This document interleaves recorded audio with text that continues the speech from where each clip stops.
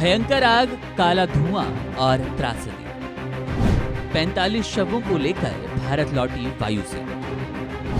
Kuwait अग्निकांड के शव भारत लाए गए। दक्षिणी कुवैत में बुधवार को एक इमारत में भीषण आग लगने से 42 भारतीय नागरिकों समेत कम से कम 49 लोगों की जान चली गई। दर्जनों लोग ऐसे थे जो घायल रहे। ये घटना अल मंगफ इमारत में हुई, जो कि मजदूरों का आवास था। स्थानीय मीडिया के मुताबिक अधिकांश जानें उस वक्त गई जब निवासी सो रहे थे और धुआं इमारत के अंदर भर गया।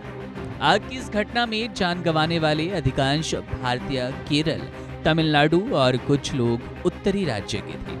कुवैत में आग लगने की घटना में मारे गए 45 भारतीयों के पार्थिव शरीर को भारतीय वायुसेना का एक विशेष विमान शुक्रवार सुबह 14 जून 2024 को लेकर कोच्चि पहुंच गया। विमान में राज्य मंत्री कीर्तिवर्धन सिंह भी मौजूद रहे, जिन्होंने शीघ्र वापसी सुनिश्चित करने के लिए कुवैत के अधिकारियों के साथ लगातार कोऑर्डिनेट किया। विमान के कोचीन अंतर्राष्ट्रीय हवाई अड्डे पर पहुंचने पर एर्नाकुलम रेंज के डीआईजी पुट्टा विमल आदित्य ने कहा कि हमने शवों को प्राप्त करने के लिए सभी आवश्यक व्यवस्थाएं कर ली है। हमने पीड़ितों के परिवार के सदस्यों के साथ बातचीत की है। जैसे ही शव मिल जाएंगे तो उन्हें उचित तरीके से उनके संबंधित स्थानों पर ले जाया जाएगा। 23 शव केरल के हैं, 7 तमिलनाडु के और 1 कर्नाटक का।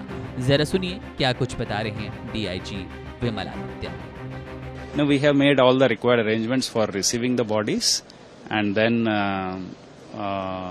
we have liaised and coordinated with the family members of the victims.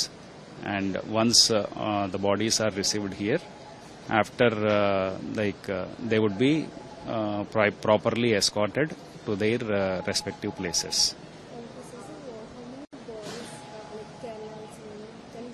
Yeah, the number of bodies as of now we received is the 23 bodies belonging to Kerala, 7 belonging to Tamil Nadu, and 1 belonging to Karnataka.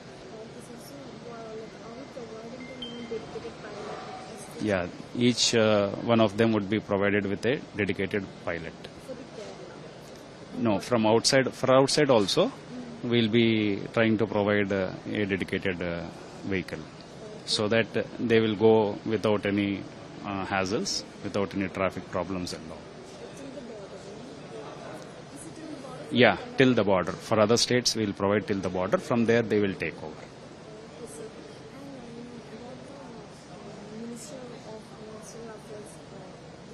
Yeah. That we do not know actually. We are yet to receive the program.